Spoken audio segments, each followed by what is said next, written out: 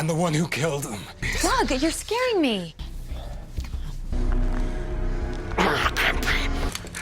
Tell me what is going on.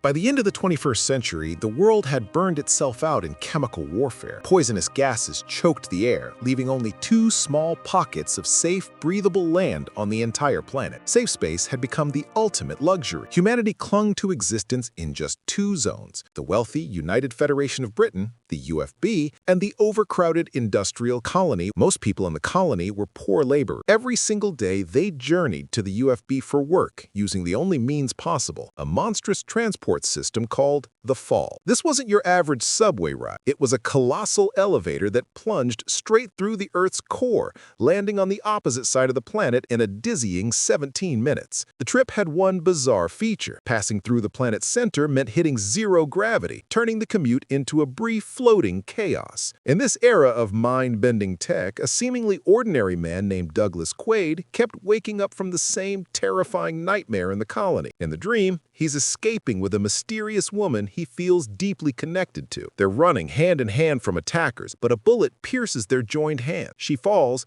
and he's captured, waking up in a cold sweat every time. The strange part, he didn't even recognize the woman. Douglas was happily married to his wife Lori, whom he loved dearly. Whenever the nightmare struck, she was there to comfort him. One morning, Lori's phone blares an emergency alert. A passenger train has been bombed in the UFB. Lori, an emergency aid worker, has to leave immediately for the UFB. As soon as she's gone, Douglas turns on the TV. It's the 4th attack in 4 months. The UFB's Prime Minister Cohagen blames a rebel group called the Resistance, led by a man from the colony named Matthias. Matthias claims Cohagen is a tyrant, exploiting the colony's workers, using the Fall as a tool of oppression.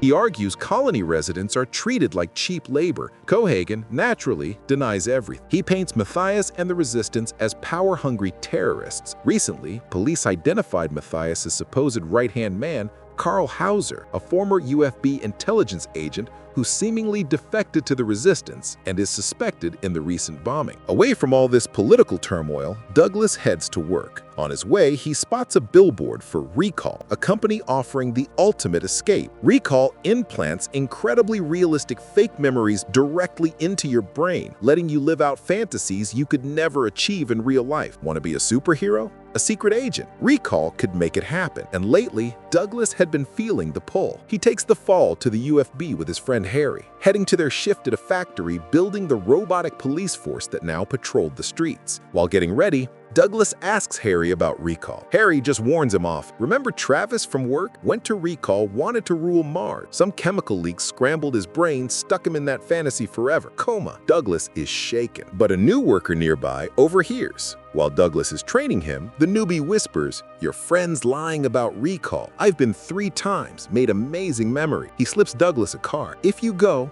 ask for Mac." Douglas, desperate for something more than his monotonous life, makes up his mind. After work, he walks straight into Recall's lounge and meets Mac. Mac offers him fantasies of fame, fortune, athletic stardom, or perhaps a secret agent saving the world. Douglas picks the secret agent. Mac grins. "Okay, agent it is.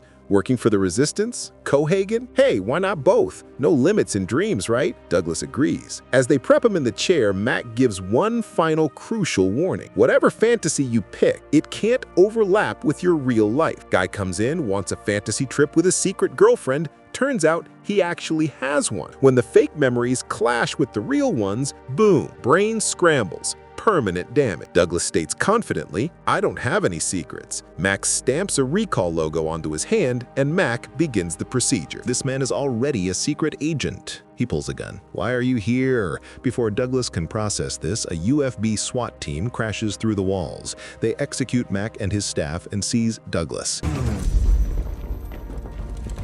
He tries to surrender, but they're ready to kill him. Then something awakens inside Douglas, pure combat instinct.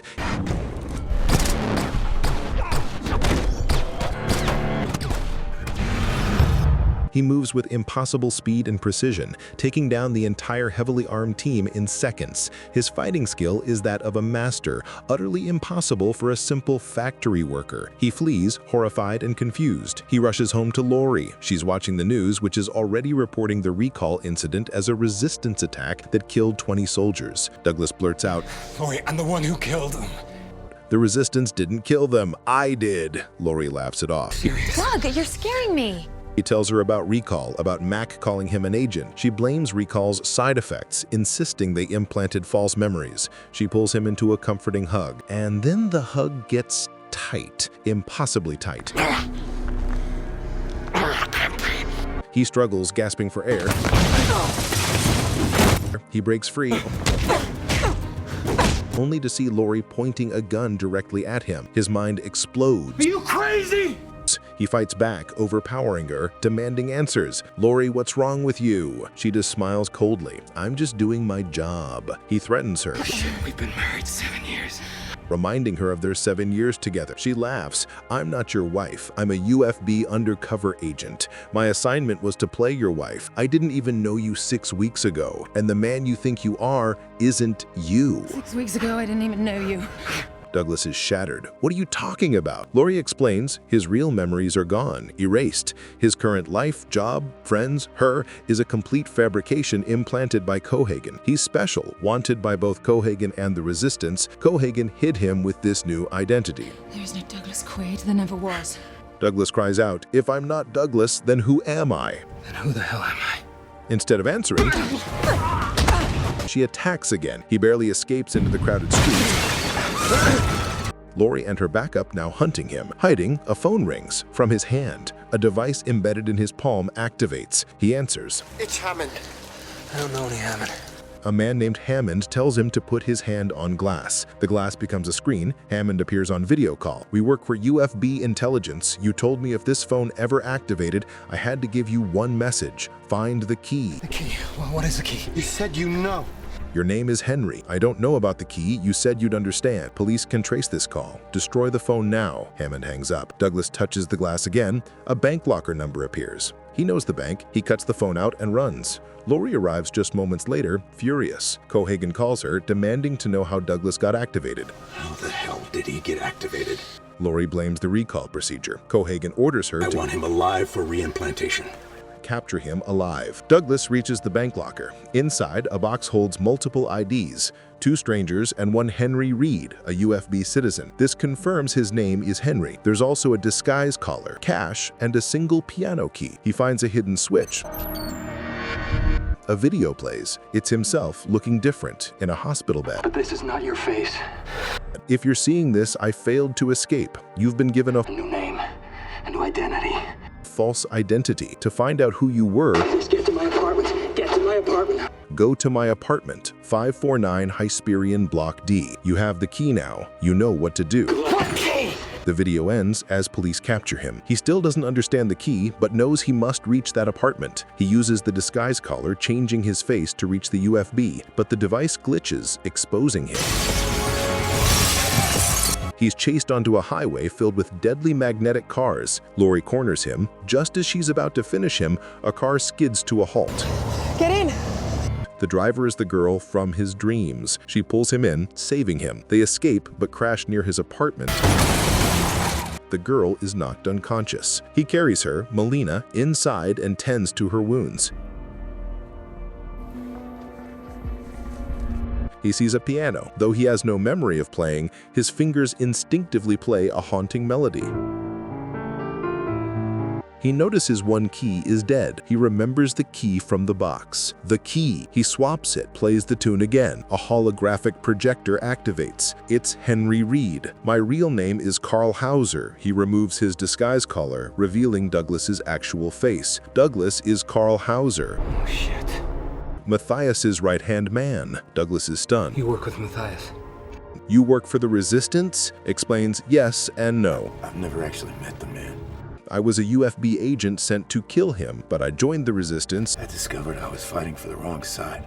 Met a girl, Melina, and she changed everything. Hauser confirms Cohagen is the real villain, planning a robot invasion of the colony for living space, faking terrorist attacks as justification. There's only one way to stop him, Hauser continues, a kill code for the entire robot army. It's stored in my mind, which means it's now in your mind. Embedded in my brain, in your brain. Find Matthias. He can extract it. Save the colony. Good luck. Melina wakes up. Hauser, we've been looking for you. Douglas is still reeling. My name is Doug Quaid. I was born August 29th. This is all fake. Melina counters, if it's fake, how do you know me? I recognize you from a dream. It wasn't a dream. Not dreams, memories. Where did you get this scar? From the factory, he says. She shows her palm. He has a matching one. No, she corrects. Cohagen captured you. I came to save you. We were escaping, holding hands. And a bullet tore through your hand and mine. A bullet ran right through both of us. In that instant, he knows it's real. Police sirens close in. They run, but are cornered again by Harry. Douglas, They sent me in for you, I'm here to help, Harry claims. and they sent me into your mind. I'm in your mind. You're still in the recall chair. This is all an illusion caused by a chemical leak. I'm here to pull you out. Come with me now or you're trapped forever. He's lying. Whoa, whoa, whoa, whoa! Melina screams, he's lying. He's Cohegan's agent, just like Lori. Douglas sees Lori outside looking worried. Another mind trick. He's caught between two realities. You have to shoot her, Doug. Harry points at Melina. She's the fantasy. Kill her to wake up. Douglas points his gun at Melina, but sees the real fear, the real tears in her eyes. Shoot her. He makes his choice. Shoot! He shoots Harry. He was right. Harry was an aide. They escape. It's Hauser. Melina takes him to Matthias's secret base in the toxic no zone. He learns Melina is Matthias's daughter. Matthias, wary but hopeful, agrees to scan Douglas's brain for the kill code using a recall machine. But it's a trap. The scan doesn't reveal a code. It reveals Cohegan's holographic projection. The kill code, the messages, everything was planted by Cohegan. Douglas was used as a tracking device to find Matthias. Cohegan's army storms the base,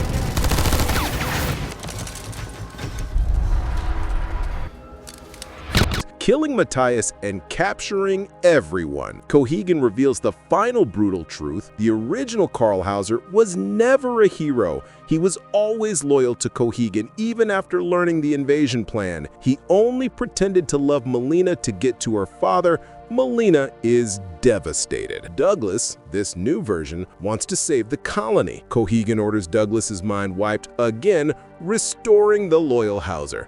We made sure to back up Hauser's memory before we sent him in there, and you will be the old Hauser once again.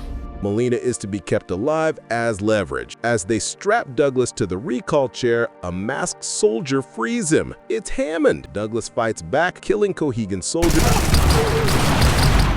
but Hammond dies in the process. No time to mourn. Cohegan has loaded the robot army and Melina onto the fall for the invasion. Douglas grabs a helicopter, intercepts the fall, and plants timed explosives throughout the massive structure. He has minutes before detonation to find Melina. The fall descends rapidly towards the colony. He finds Melina, kills her guards, and frees her. She asks if Hauser's love was fake. He replies, "Believe me, whether I was Hauser or Douglas, I am always with goodness." They kiss, but they're surrounded. Cohegan sends Lori to finish them. Just as escape seems impossible, the fall hits the zero-gravity point at the Earth's core. Soldiers float helplessly. Douglas, experienced with zero-G, uses the chaos to fight their way out. They reach the roof, but Cohegan confronts them. His guards injure both. Cohegan captures Douglas and beats him savagely. Melina, hidden, thinks fast. The fall lands in the colony. The invasion is about to begin. Melina returns in the helicopter.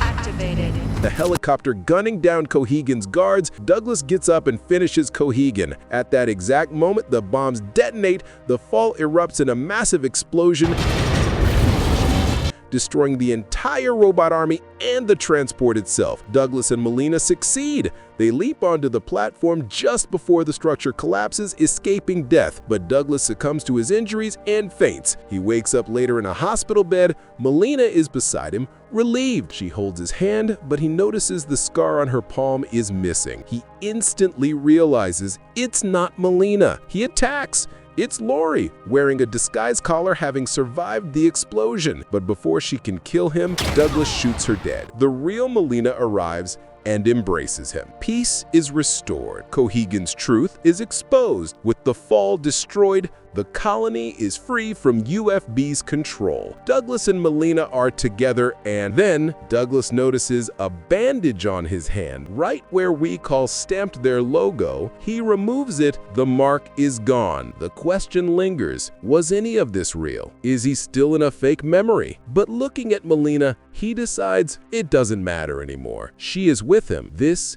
is his truth now. This is his world, and he accepts it completely.